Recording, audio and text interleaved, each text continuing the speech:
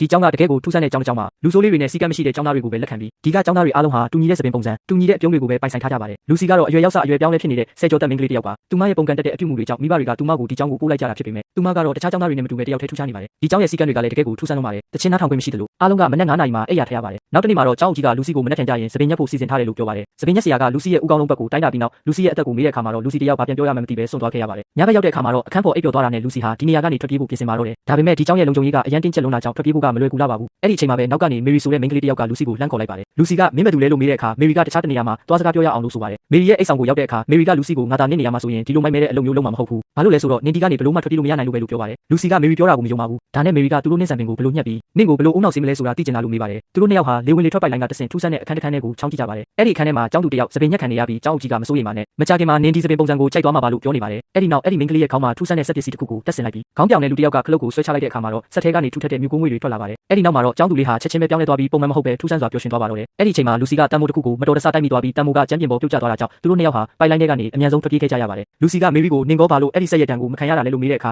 မေရီကငငယ်တုန်းကအုံနောက်ကွဲစိတ်မှုလုပ်ထားရလို့ခေါင်းထဲမှာတန်ပြားတစ်ပြားထည့်ထားရတယ်ဒါကြောင့်အဲ့ဒီစက်ကငါ့အပေါ်အာနိတင်မပြဘူးလို့ပြန်ပြောပြပါတယ်လူစီကနင်ထွက်ပြေးဖို့နီးလန်းတည့်ရတာနဲ့ဘာလို့ဒီမှာပဲဆက်နေနေတာလဲလို့ထပ်ပြီးတော့မေရီကငါညီမလေးကြောင့်ပါငါညီမလေးလည်းဒီကျောင်းကိုရောက်ပြီးအုံနောက်စိတ်ခံလိုက်ရပြီသူ့ကိုကာကွယ်ပေးဖို့အတွက်ငါဒီမှာပဲဆက်နေရတာလို့ဖြေပါတယ်နောက်တစ်နေ့မှာတော့လူစီဟာတချင်းဘူးတပူးကိုယူလာပြီးသူမရဲ့အခန်းဖော်ကိုဖွင့်ခိုင်းပါတယ်အခန်းဖော်ကခလုတ်ကိုမတော်တဆထိမိသွားပြီးတချင်းတန်ကိုကြားလိုက်ရတဲ့အခါမှာတော့ခေါင်းတွေအရန်ကိုကိုက်ခဲလာပြီးမှပြန်လဲပုံမှန်ဖြစ်သွားပါတယ်ဒါကိုကြည့်ပြီးလူစီဟာကျောင်းကဘာဖြစ်လို့တချင်းတွေကိုပိတ်ပင်ထားရတယ်လဲဆိုတဲ့အကြောင်းရင်းကိုရေးမိသွားပါတယ်အဲ့ဒီနောက်လူစီကသူမရဲ့အခန်းဖော်ကိုဒီကျောင်းရဲ့လှုပ်ဝက်ချက်အားလုံးကိုပြောပြလိုက်ပါတယ်နောက်တစ်နေ့မှာတော့လူစီဟာကျောင်းကြီးရဲ့ရုံးခန်းထဲကိုသွားပြီးရှင်တို့ရဲ့လှုပ်ဝက်ချက်ကိုကျမသိပြီးမနေ့ကအခန်းထဲမှာချောင်းကြည့်နေတာကျမပဲလို့ပြောလိုက်ပါတယ်ဒါဟာကျောင်းကြီးကိုအောင်မြင်စွာဒေါသထွက်စေခဲ့ပြီးကျောင်းကြီးကလူစီကိုရုံးခန်းထဲကနေဆွဲခေါ်သွားပါတော့တယ်ကွင်းပြင်ကိုရောက်တဲ့အခါလူစီကအချက်ပြတဲ့လက်ဟန်ချီဟန်တစ်ခုလုပ်ပြလိုက်ပါတယ်အဲ့ဒီချိန်မှာကျောင်းရုံးခန်းကိုကြိုတင်ရောက်နေတဲ့လူစီရဲ့အခန်းဖော်ကတချင်းဘူးကိုကျောင်းရဲ့အတန်ချက်ဆက်စပီကာတွေနားမှာကပ်ပြီးဖွင့်ချလိုက်ပါတယ်ကျောင်းရဲ့ထောက်ဆုံနေရာတိုင်းမှာတချင်းတန်တွေပြန့်လွင့်သွားပြီးနောက်မှာတော့ကျောင်းသားတွေအားလုံးဟာအုံနောက်စိတ်ခံထားရကနေရုံထွက်ပြီးသူတို့ရဲ့ပုံမှန်စိတ်အခြေအနေတိုင်းပြန်လည်နိုးထလာကြပါတော့တယ်